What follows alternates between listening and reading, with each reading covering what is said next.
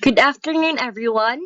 My topic that I'll discuss in the class is all about the Naegleria fowleri, also its characteristic, life cycle, disease and diagnosis, symptoms and treatment, prevention and control. So the first subtopic that I will going to share or discuss to you about the Naegleria fowleri is the characteristics. So Naegleria fowleri is also known as the brain-eating amoeba. It is classified as part of the species of genus Naegleria, belonging to the phylum Percolozoa, which is technically not classified as true amoeba but a shape-shifting ameboflagellate excavate. Excavate or excavata is a major supergroup of unicellular organisms. It is free-living, bacteria-eating or microorganism that can be pathogenic. It can cause an extreme, rare, sudden, severe, and fatal brain infection called naegleria,sis, also known as the PAM, which stands for primary amoebic meningoencephalitis. This microorganism is typically found in bodies of warm, fresh water such as ponds, lakes, rivers. Also, exposure to the amoeba usually occurs during swimming or other water sports. The amoeba, called Naegleria fowleri, travels up to the nose, up to the brain, where it causes severe brain damage. The second subtopic I'm going to discuss about Naegleria fowleri is the life cycle. So, Naegleria fowleri has three stages in its life cycle. First is the cyst, second is the trophocyte, third is the flagellate. So, in the cyst form or cyst stage, the cyst form is the storage state of this amoeba. It is spherical, smooth, having a single layered wall with a single nucleus. A cyst is a life capsule resistant to adverse environmental conditions. Trophocytes insist due to unfavorable conditions. Factors that can induce cyst formation include lack of food, overcrowding, and even accumulation of waste products. So the second stage, which is the trophocyte stage, is it is the feeding, dividing, and infective stage for humans.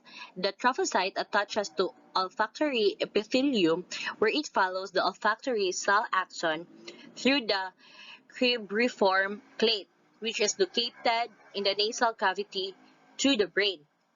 This productive stage of the protozoan organism, which transforms nearly to 25 Celsius and grows best at 42 Celsius, proliferates by binary fission. The trophocytes are characterized by nucleus and surrounding a halo. They travel by pseudopodia, which means that they extend parts of their body's cell membrane and then fill them with protoplasm to force locomotion. The pseudopods form at different points along the cell, thus allowing the trophocyte to change direction. Since it is free-living state, trophocytes feed on bacteria. In tissues, it appears as phagocytes consumed by enclosing the digesting prey, red blood cells, and destroy tissue by releasing cytolytic substances. So for the last stage, which is the flagellate is a pear-shaped and biflagellate. This means that it has two flagella. This stage can be inhaled into the nasal cavity during swimming or diving. As I have mentioned in the first slide, which is the characteristic, Naegleria fowleri can be acquired in swimming or diving in warm bodies of fresh water. This biflagellate form occurs when tryphosites are exposed to a change in ionic concentration, such as placement in distilled water. The flagellate form does not exist in human tissue but can exist in the cerebrospinal fluid. Once inside the nasal cavity, the flagellated form transforms into trophocyte, and the transformation of flagellate to trophocyte occurs within few hours only. The third subtopic I'm going to discuss is the disease and diagnosis of Naegleria fowleri. Primary amoebic meningoencephalitis or POM is a serious infection and inflammation of the brain caused by Naegleria fowleri. It is detected or can be examined through microscopic examination of fresh and frozen unrefrigerated cerebrospinal fluid. As I have mentioned in the last stage of the life cycle of Naegleria fowleri, which is the flagellate, the flagellate form does not exist in human tissue but can exist in cerebrospinal fluid. Once inside the nasal cavity, the flagellated form transforms into a trophocyte. So clearly it states that in the third stage, dito lang nato mahibaw-an or ma-examine if you have this kind of disease. The fourth subtopic I'm going to discuss about Naegleria fowleri is the symptoms. So below, the pictures that I have provided in this slide are the symptoms of having Naegleria fowleri or POM or Naegleriasis. The initial symptoms may include headache, fever, nausea, or vomiting. But if malala na siya or kanang later symptoms can include stiff neck, confusion, lack of attention to people because sa initial symptoms kay murag lightly lang dili pa nimo siya ma-feel but later when mo grabe na siya dira na mo gawas ang kanang mga loss of balance, seizures, and hallucinations. The fifth subtopic of Naegleria fowleri is the treatment.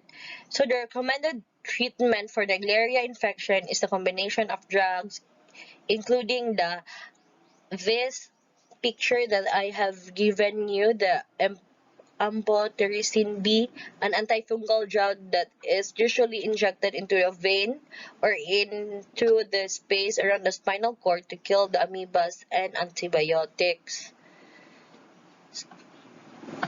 Since the spinal cord is connected to the brain itself and the virus attack or can be seen in the cerebrospinal fluid, then the antibiotic is injected in the spinal cord where the cerebrospinal fluid is located. The last subtopic I'm going to discuss about Naegleria fowleri is the prevention and control. Since we already discussed about the characteristic, life cycle, symptoms, and the symptoms of it, we need to know the prevention so that we will not have this disease. So the first tip that I'm going to discuss is that don't swim in or jump into warm, fresh lakes and rivers. You might ask me if totally dili na ba jud mo maligo. Maybe dili mo maligo if you're not using nose shots or nose clips when jumping, swimming, or diving into warm bodies of fresh water.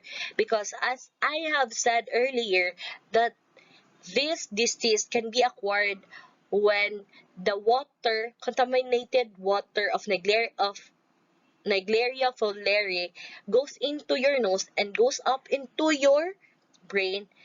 This is where dito na ma-infect ang imong brain and could cause this disease.